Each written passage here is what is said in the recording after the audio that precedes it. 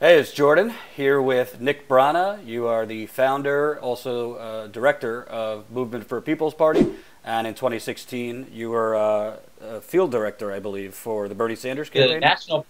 national political outreach coordinator and electoral manager of our revolution. Hell Yeah. yeah! So you've been around the block, and it's just good timing because I was going to talk to you about essentially the wisdom or stupidity of trying to reform the Democratic Party.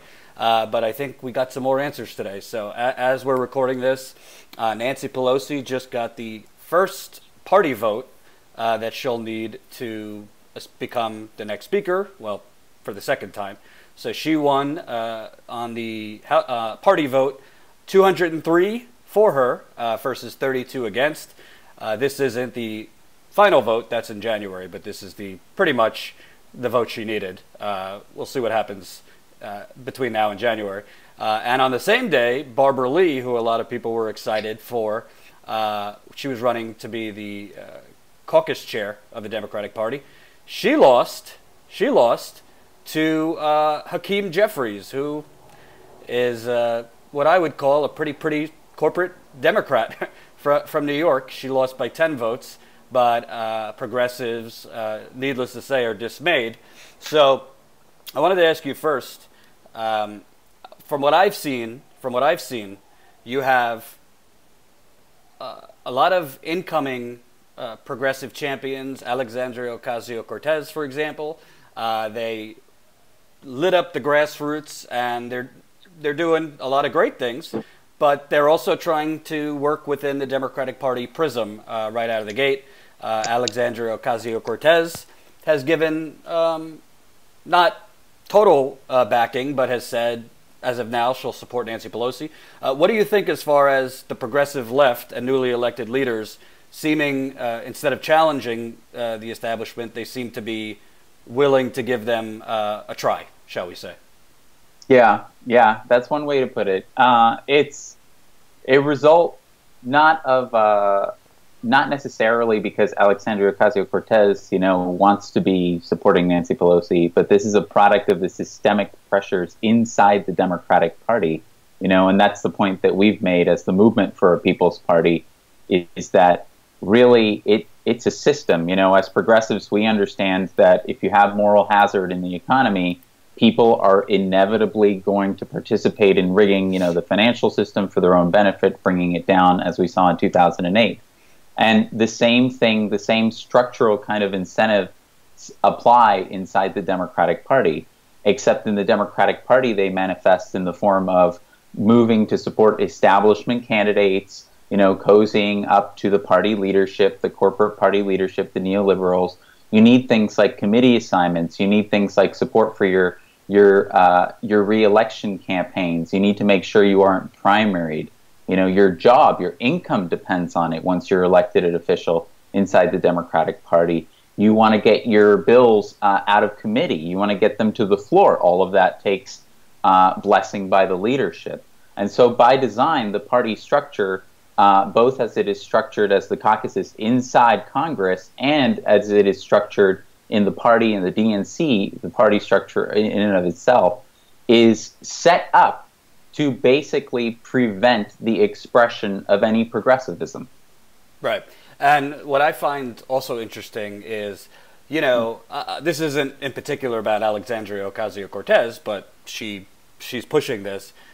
I think on climate change, but also on economics and income inequality and the poverty level, and I mean the time for committees and a lot of this bureaucracy. Yes, a lot of legislation does go through committees and things like that. But it seems to me, you see this climate report that came out, for example. It seems to me that if our measuring sticks is all right, primary Democrats, which I know isn't what you believe, but primary Democrats, and then we get in and push for committees and things like that. Well, I mean, you have reports basically saying that we're screwed by 2030, 2050 as far as climate change. We're seeing, I mean, what can you call this General Motors con other than a total symbol of we live in an oligarchy and there are no rules for the corporations because the corporations run the country. So to me, it seems like I would love to know what you think. why are progressives, both the newly elected progressives and just the progressive movement, calling on, hey, why don't we challenge Nancy Pelosi? Why don't we galvanize the grassroots to either get Barbara Lee to run? Hey, you don't even need to be in Congress to be Speaker.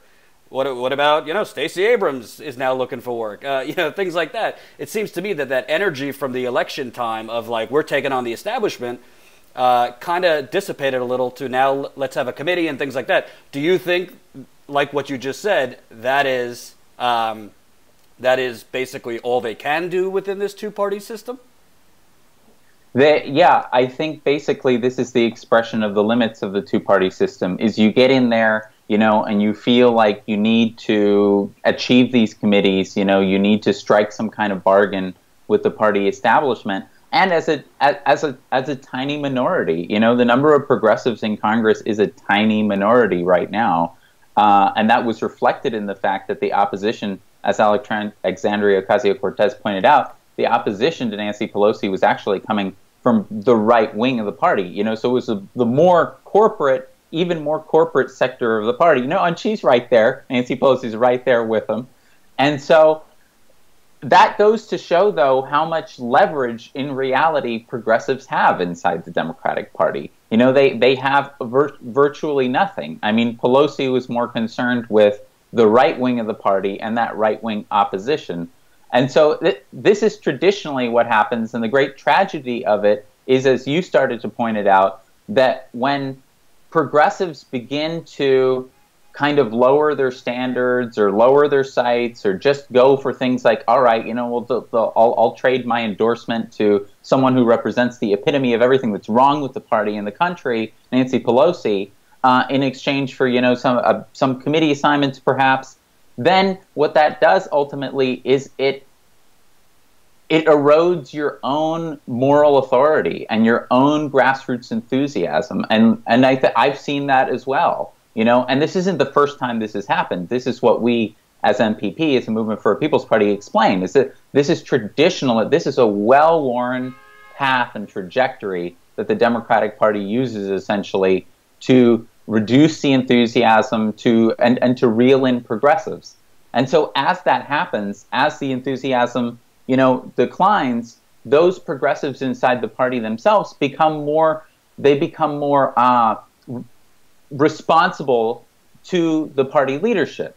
They become more accountable to them, because all of a sudden the balance of where their support is coming from within the party, whereas it began as entirely external to the party, it began as rambunctious progressive energy, grassroots energy, rather gets traded instead for support and being upheld by the party establishment, and that in itself dejects more people. And that is the path, basically to being reeled into the party. It happens over and over and over again, decade after decade.